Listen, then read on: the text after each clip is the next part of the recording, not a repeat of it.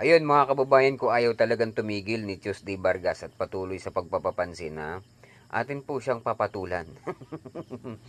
Sabi niyo, hindi raw po lahat ng scholar ng bayan ay NPA. Hindi naman talaga eh. Hindi naman namin nilalahat ng scholar ng bayan ay NPA eh. Ha? Meron po akong pinsan, summa cum laude pa po siya nung graduate siya sa PUP. No? Hindi naman siya NPA eh, totally. Ano? Pero sabi nga po natin, ito lang po yung palatandaan na ikaw ay neophytes or ikaw ay tinitraining na maging activist at going to NPA. Pakitandaan niyo po itong mga sasabihin ko. Kung ikaw ay membro ng League of Filipino Student at ng Anak Bayan, Kabataang Makabayan, at ng Kabataan Party List, meaning neophytes ka po nila. Ibig sabihin, ikaw ay nililigawan at patuloy na inaalagaan dahil may talino ka at magaling ka laging sumagot, magaling kang magtanong. Yan po yung starting, yung umpisa na pagiging isang aktivista, at yan po yung start para ikaw ay humawak ng armas balang araw. Lilinawin po natin mga kababayan ko ha, yung umaakit po kasi ng kabundukan, yan po kasi ay may taga-sundo. Alam niyo yun? Kapag ikaw ay mainit na po sa kalunsuran, ayun, ikaw po ay susunduin na. Hindi ni kamatayan na. Susunduin ka na po noong kanila pong ah, sangay o balangay na sabi nga po ay maghahatid sa kanayunan para ikaw ay humawak po ng armas. Ha? Tinatanong naman yan eh. Gusto mo na ba na ikaw ay maging full-time ng miyembro ng New People's Army? Sasagutin mo yan siyempre, nasa sayo na yan. Kasi ang starting dyan ay 6 months to 9 months kapag ikaw ay TOD o Tour of Duty pa lang. Pero kapag ikaw ay exposurist na, yun mga kababayan ko, nag-exposure ka, yan po yung inaalam kung ano yung pamumuhay ng NPA, ano ba yung pakikisalamuha nila sa masa, at papaano ba sila mag-recruit ng masa. Pero ikaw, bilang isang TOD, yan po ay lilinawin natin ha mga kababayan ko. May hawak na po yung armas mga kababayan ko. Kaya ito si Tuesday Vargas, yung iniiyak-iyak mo, at para kumuha ng sympathize sa mga neophytes.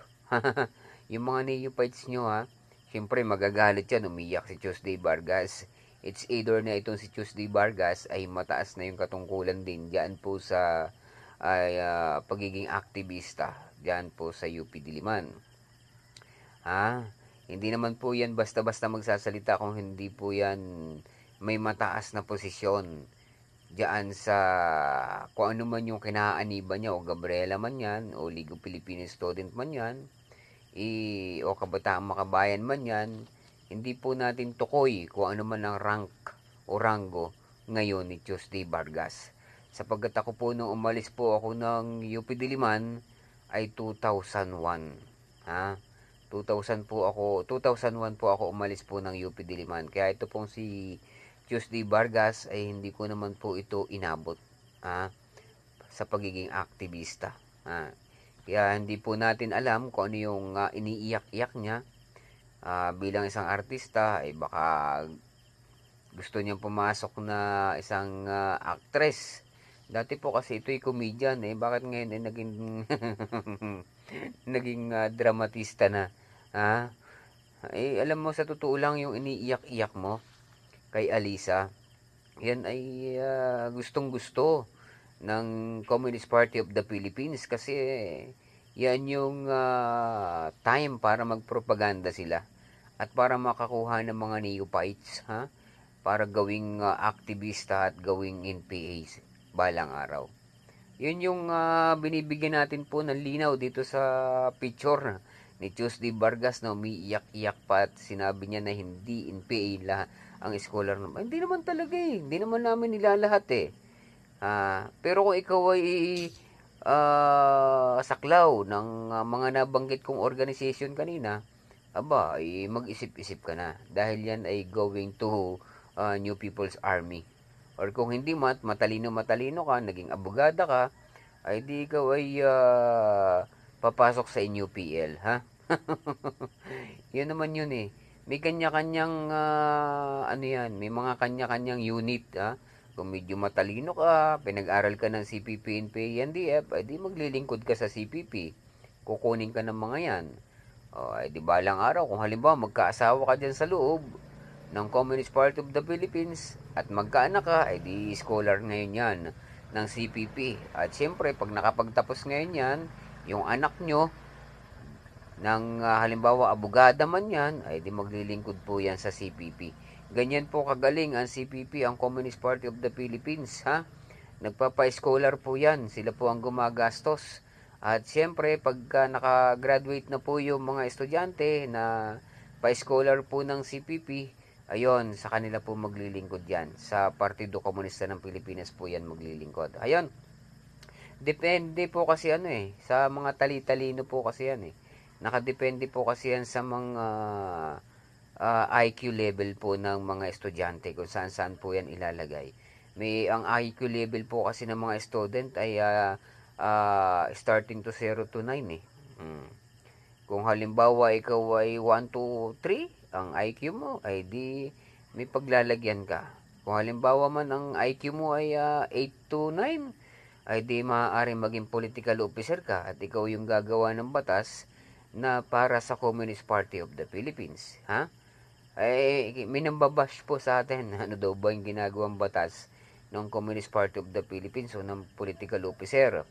Siyempre, sila yung humahabi ng batas dyan sa Kongreso, tatayo sa congressman, para siyempre makahabi sila ng batas na para sa mga miyembro nila. Ayan yung isa sa nakakatarantado eh.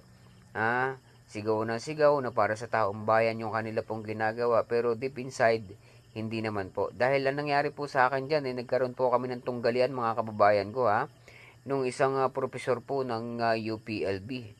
Sapagkat nung kami po ay magkaroon ng tunggalian dyan sa loob, ang tanong ko po kasi doon sa isang profesor po ng UPLB, paano kung hindi nakamiyembro sa ating organization ang mga masa? Wala lang. Hindi sila makikinabang ng ating serbisyo. Ang serbisyo natin ay para lamang sa ating mga miyembro. Yan, yun yung dapat na malaman, ha? Yan po ay first time kong sinabi dito sa atin pong mga videos na inilalabas. Kung tutuusin yung iba po natin mga kababayan, pakialam ng Communist Party of the Philippines dito po sa mga namamatay na kanilang mga miyembro, marami pa naman papasok ang katuwiran yan. Wala pong pakialam yan, basta yung kanila pong layunin na maging communism ang bansa po natin, ay yun po yung itutuloy-tuloy po nila.